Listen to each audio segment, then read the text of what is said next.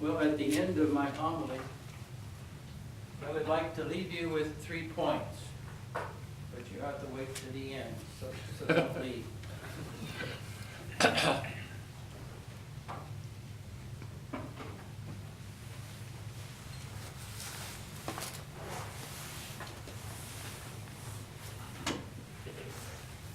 After college, University of Michigan quarterback and Heisman Trophy winner Tom Harmon became a pilot. One day his plane crashed deep in a South American jungle, but miraculously he survived. Describing his experience, he wrote this: "I said at least 1,000,000 Hail Marys during my trek out. In fact, as I walked through the jungle trying to find my way out, I used to yell Hail Marys at the top of my voice, hoping that someone would hear me, and at the same time, I would be praying." Well, for most Catholics, Mary and the Rosary are a very important part of their spiritual life. And I do know that the inmates at the Platte County Detention Center in Columbus love the Rosary, along with their Bible. Those are the 2 things that they really cherish when they come to Bible study. It gives them something to hold on to and to pray. It's both a physical thing, but it's also a spiritual thing. And they need that. And in a sense, we too need that. The people in the nursing home oftentimes have their rosary in their hands because it helps them to pray and to be close to Mary. And there's an old Jewish proverb that puts it, God could not be everywhere, so he made mothers. And what a beautiful mother we do have in Mary. Well, the 2 principal characters in the gospel today are Jesus and Mary. And it's really Mary that initiates the beautiful gospel story of the wedding feast of Cana. It is Mary, not Jesus, who notices that wine had run out, and how embarrassing that would be for these newlyweds to have no more wine for their guests. Mothers notice such things, don't they? Men, not so much. Mary, as a woman and as a mother, had such sensitivity and compassion for this poor young couple. And she was not about to let them feel ashamed or embarrassed on their beautiful wedding day. So Mary turns to her son Jesus and simply says, they have no more wine. And Jesus answers her, says, "Woman, how does your concern affect me? My hour has not yet come."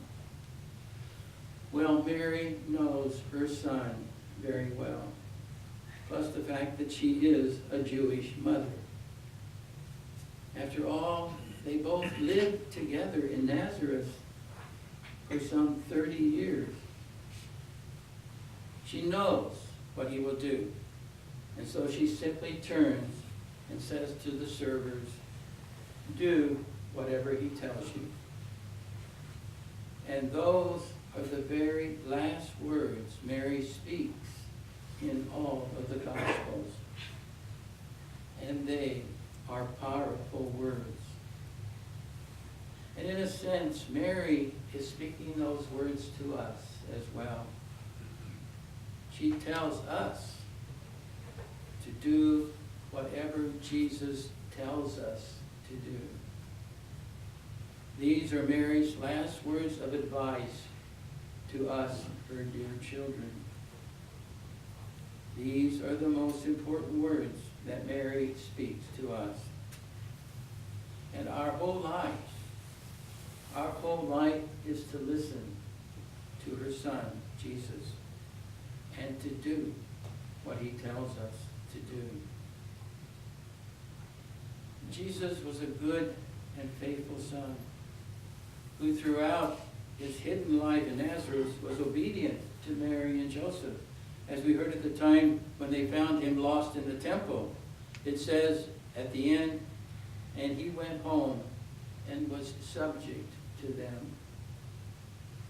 So Jesus was obedient to Mary. And so we too are to be obedient to Jesus. And I think the two most important things that Jesus tells us in the Gospels, if we could condense it all, is number one, to love one another as he has loved us. And number two, to forgive one another as he has forgiven us. And this first miracle, turning water into wine, foreshadowed his final miracle, turning wine into his own blood. And that is exactly what Jesus will do here today on this altar, as well as turning bread into his body.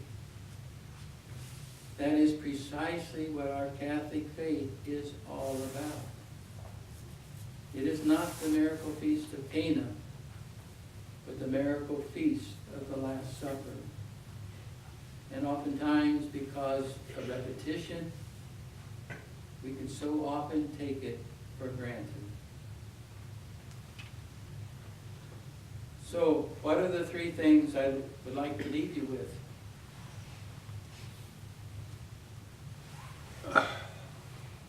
Number one,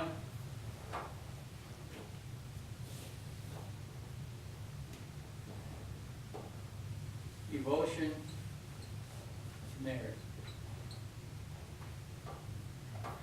Devotion and love for Mary, our mother. She's the most powerful advocate for us with Jesus.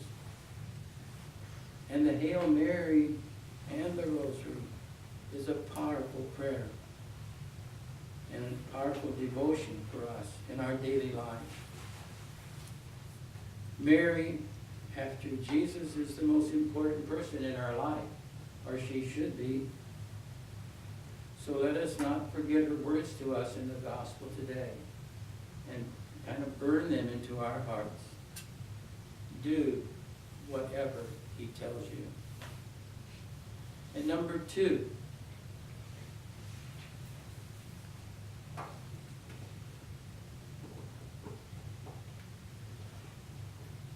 be sensitive.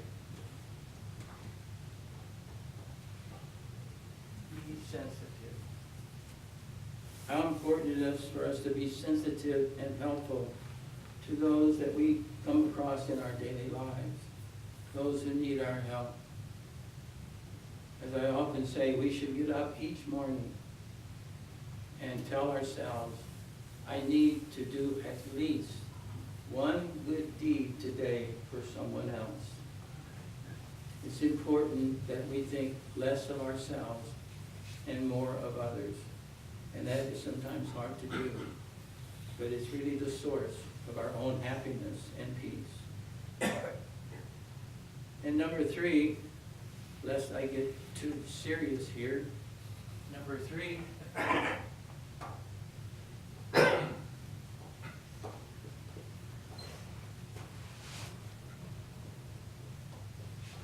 enjoy life.